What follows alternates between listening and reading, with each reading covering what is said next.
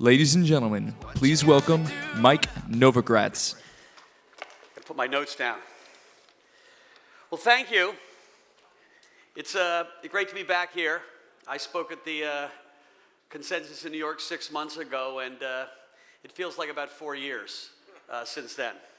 Ether was trading about $90, I think, at the time, or at the beginning of the conference, and I think $130 at the end of the conference, on its way to the moon.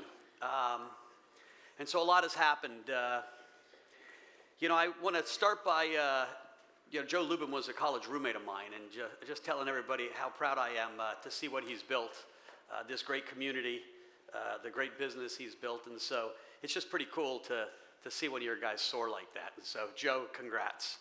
And I want to thank Amanda for putting this on and her whole team, because I've been asked to speak at a lot of conferences recently. Usually I speak to crowds that are just coming into the space or learning about the space, and so it's a pretty easy speech.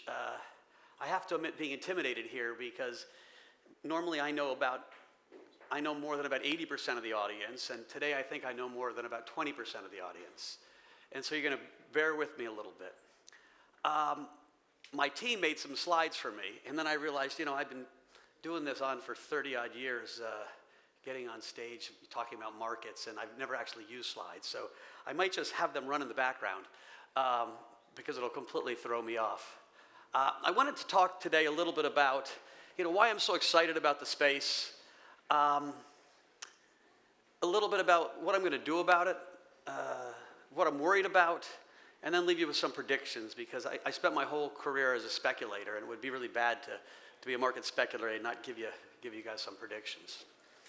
And so when I've been interviewing people, either on stage or personally, I ask what their aha moments have been that got them hooked into this space. Because there seems to be, people have an aha moment and then they go down the wormhole, and like the blockchain and the decentralized revolution becomes their life. I've had many, but one of my first ones was walking into Consensus in January of 2015, going over to ask Joe for some advice on my stale Bitcoin and VC portfolio. I said stale because if you remember, for about 2 years, the whole space went relatively flat, and I hadn't been paying much attention. And it was the aha moment. I walked in and I saw, Joe leading this group of 25, 30 people in this Brooklyn warehouse, and they were literally plotting out a revolution. They had whiteboards with businesses that they were going to disrupt, and there was an energy that was infectious. I had no idea what to expect when I went over there. I thought it was going to be Joe and a dog. And I found this vibrant room. And what was most interesting to me was the confidence that both Joe and the whole team had. Andrew Keys had just started there, and there was not a doubt that they were going to change the way we think about business and we do business. And so I did what any speculator would do. I bought some ethers. They were trading about 90 cents at the time. And I went to India. To look at real estate and meditate. And I came back, and now Ether's at 300, so that was kind of cool. As price went up, I hired a young guy. He's here somewhere in the audience. We got more involved. And when you start making money in things, you look in more and more and try to figure out what was going on. Macro guys try to take complicated things and make them simple, and it sometimes takes a long time for it really to become clear. I had another aha moment just last week. I was interviewing Alex Marcos. So Alex was a Wall Street whiz kid from MIT who left his company after having made a fortune and found himself addicted to the Bitcoin blockchain. He now works as one of the core developers and spends his time literally with 4 young guys and an ex-partner of his coding on the protocols of the Bitcoin blockchain. And I was like, Alex, that's so noble of you. Like, that's like your philanthropy. And he looked at me and was like, I own a lot of Bitcoin, and so I really want the system to be as good as it can be. And yeah, there's something a little bit noble about it, because I think I'm doing it for the right reason, but there's a self-interest in it as well. And it dawned on me then exactly why this is such a powerful tool, why these ecosystems are so powerful. That by doing good, you're actually pushing the price up in the right direction. And I started thinking of all the tokens that we participate in. We bought a token called Funfair, which was doing a blockchain version of online gambling. started thinking, well, I love the CEO, I like the business plan. It's an easy market to disrupt because when I log on and play against the Bahamas, they could be cheating me and I'll never know. And then I started thinking, wait a minute, as a token owner, I'm like an Amway salesman. I want other people to play, and I want other people to play. And so these tokens, these communities are really viral networks. I literally think of it as Amway.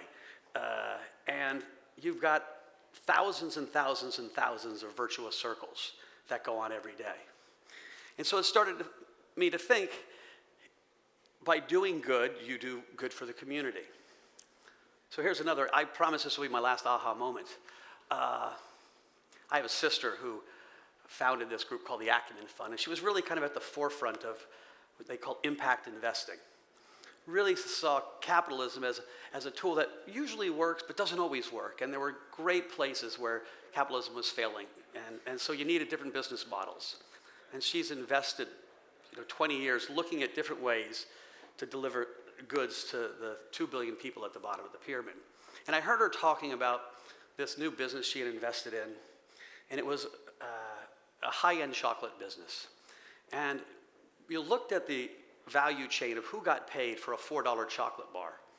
And the women farmers in post-conflict Colombia at the top of a mountain in horrific conditions, who are living in poverty, who are picking these very precious beans that go into the chocolate bar, were making less than 1 penny of the $4 chocolate bar. And so this business model that she had invested in was going to pay them 200 to 300% more than they normally got paid. So still not a lot, but not 20% more, 200 to 300% more. And as she was telling this story and inspiring the crowd, I was like, this is where blockchain and social good can converge. And I was like yelling at my sister for being so slow to get into the blockchain system. She really appreciated that. And so, again, I was thinking, we have these unbelievably powerful tools. This group is creating these unbelievably powerful tools. At the last consensus, someone talked about, 40% of the clothing in this room probably has some slave labor in the supply chain, and how the blockchain could be used to track the supply chain. And it got me back to thinking, doing good for the community, doing good for business, doing good is a very powerful, self-enforcing motivator. But they're just tools. So at the core of these tools, you need moral leadership, you need kind of a righteousness. What I love about Joe and his company is from the very moment he started talking about it, it felt like they were in it for the right reason. They really see this as a revolution, and a revolution for good, not just for money. Which gets me to one of my worries. When everything's so exciting and there's so much buzz and rush, we all have the angel on our shoulder and we have the devil on our shoulder. And I can remember at Fortress, my old company, I had this giant hedge fund. Everyone liked us, and I had guys on my team that wanted to do really illiquid stuff in what was a liquid hedge fund. And so, we created what was called a side pocket and kind of bent the rules. We told our investors, they all agreed to it, and we bought all kinds of illiquid stuff. Well, I got an email yesterday from my old company with my 9-year-old portfolio of crap that we had bought.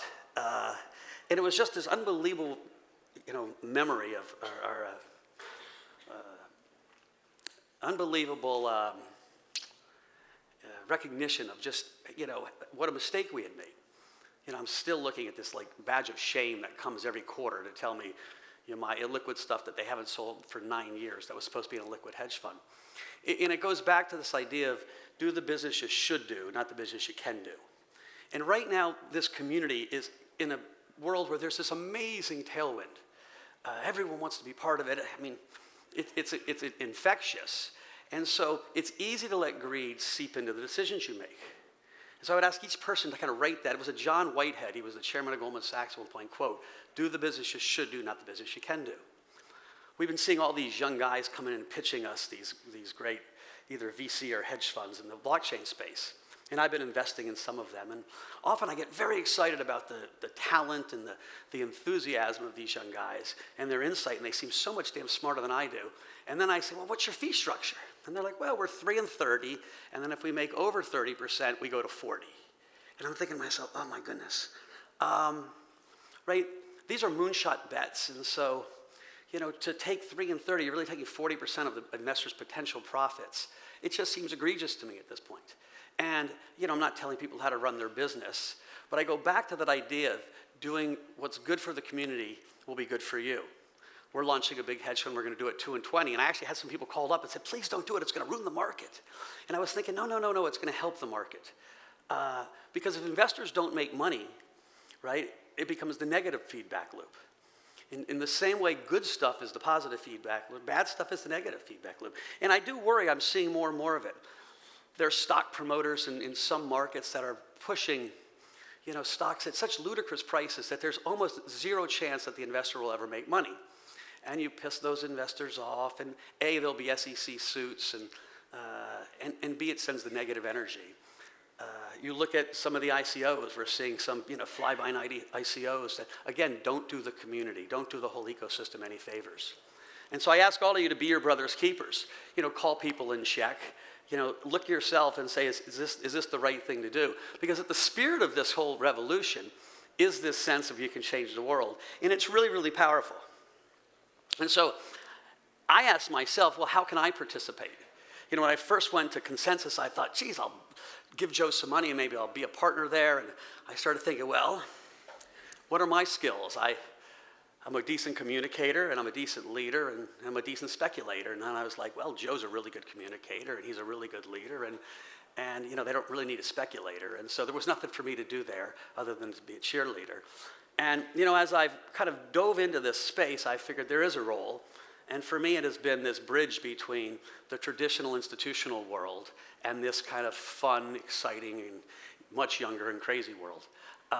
And so, I've taken that relatively seriously. I've been trying to bring people over the edge and bring new participants into the space. I never thought I would actually take outside capital again, because being a fiduciary is it's a much higher standard of care than investing your own money, and quite frankly, it's a pain. But the environment was so exciting, I decided to hire the best and the brightest, and to get the energy around me, we were going to do it. And so we're launching a hedge fund, and we're building a full merchant bank, which goes from, helping people on their ICOs all the way to an institutional product, and really see ourselves as the kind of in between this crypto community and a more institutional community.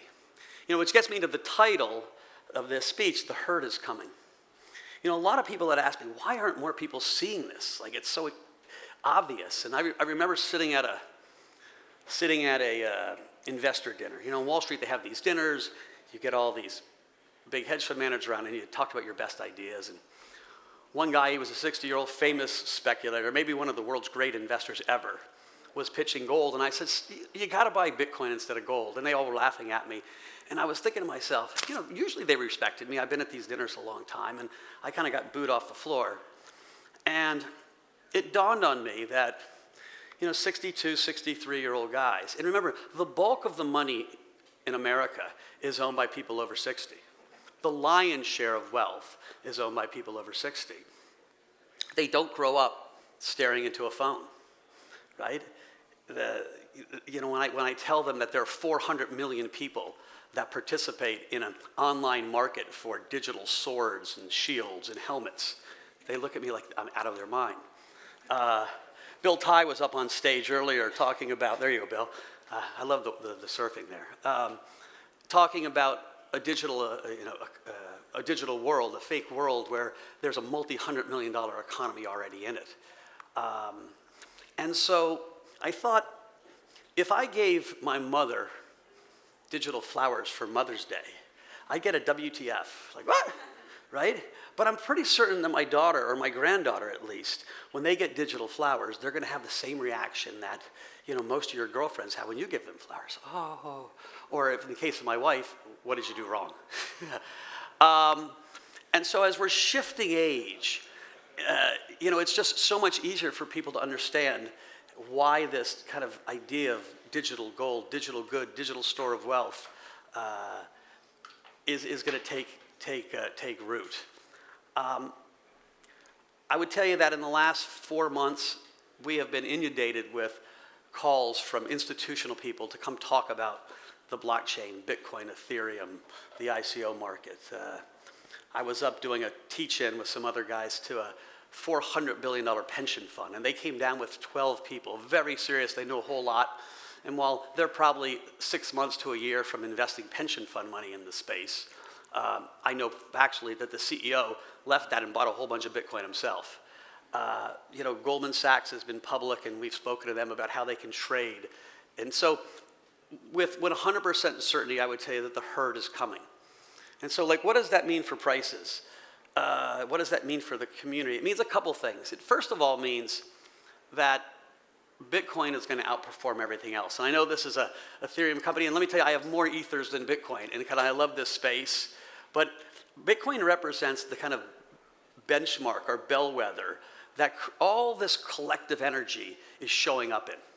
Because these are new buyers, and it's the easiest thing for them to buy. And so I would tell you that for the next 6 months, if you were purely short term, Bitcoin's a pretty easy bet. It's going higher and much higher. There's going to be volatility. There's a fork coming in mid-November that maybe gives people a chance to buy in some chaos. But the institutional guys are coming. And it doesn't leave me pessimistic, the Ethereum space at all. Because it's a process of slowly learning the system, learning and getting involved and getting engaged. But it's important that this space, because Ethereum is valued differently than the way Bitcoin is valued. Bitcoin now, at least in the institutional world, is seen as digital gold. And you can look at the market cap of gold, and you can look at this just as a store of value.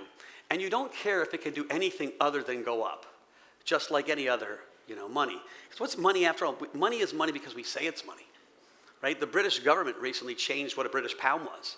They took the old pound and they decommissioned it just last week. And now there's an octagon-shaped pound. And so they said that used to be money, it's no longer money, this is money. And so the collective community says Bitcoin is money, Bitcoin is digital gold, and therefore I think that's the first piece. Where Ethereum is valued a little differently. People see this as, at least I see this, but I think it's becoming more commonplace. Again, in the institutional world of the guys I talk to, as this public utility that all these really cool world-changing businesses are going to be built on top of. And so its value can only go so far ahead of where people's perception of how robust the ecosystem is going to be. And so the community needs some wins. The system needs to speed up. Some of these projects need to go from project to implementation. And so, with patience, I think this thing is going to go a lot higher. I got 3 minutes left, and I promised myself I was going to end with some predictions and leave a couple minutes for questions. And so, my prediction is this, that the community has in its own hands the ability to really change the world, to do the right thing, and the markets are going to go higher. It is, to me, safer to buy Bitcoin and Ethereum today than it was a year ago. The people that bought it at 100, it was kind of a yo bet. And you're buying it now with so much more built into the price, so much more infrastructure, so many more people involved, that I just really feel it's a far better bet today. And so, I can't tell you how high things are going, but I think they're going higher. More and more talent is being sucked in.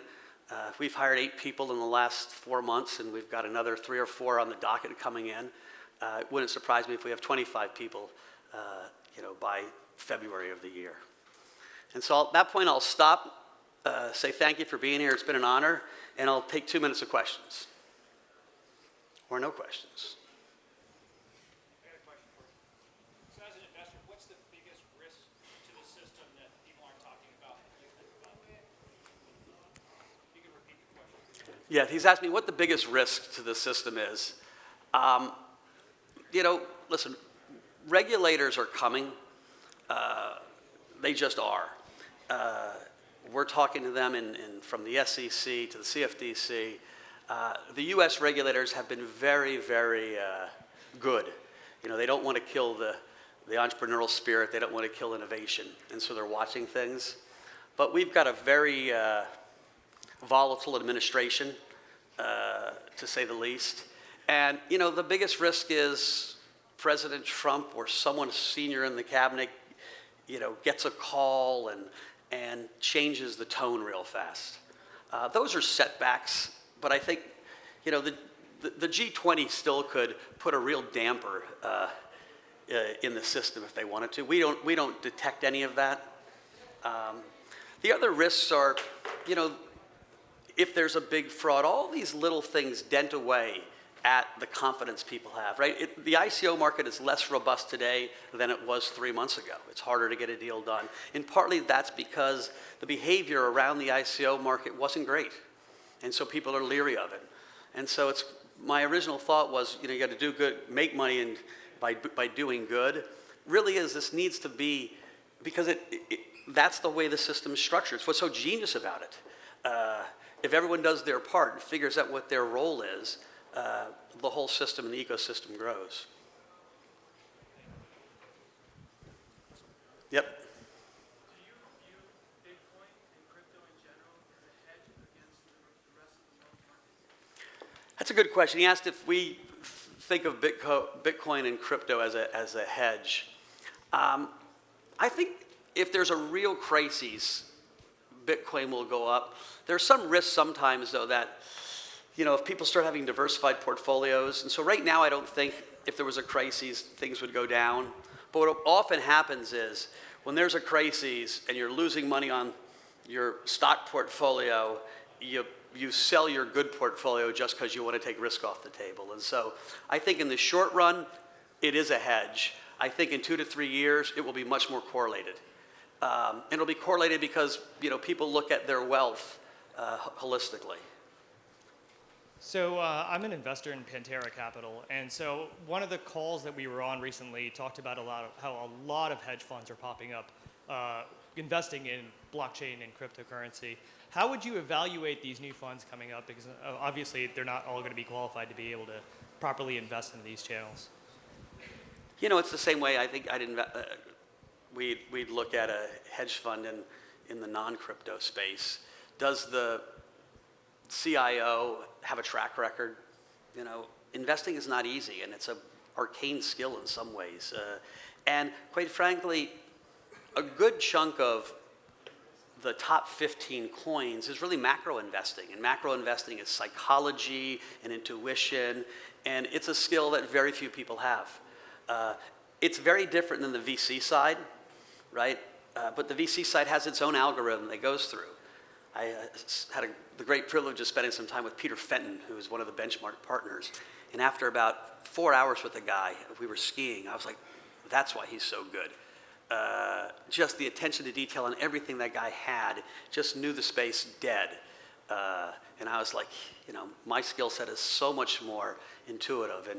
And so, what we're building on our own firm, I'm trying to find people that have experience in VC, because I don't. My intuition helps some. And so I think you look at the portfolio manager first, the team around him second, and then is the structure they're giving you rational and fair? Are they making long-term investments with short-term capital, right? And so if they're going to invest in liquid stuff, they better have long-term locked up money. All right, I'm being told to wrap up. Guys, thank you so much. Enjoy San Francisco.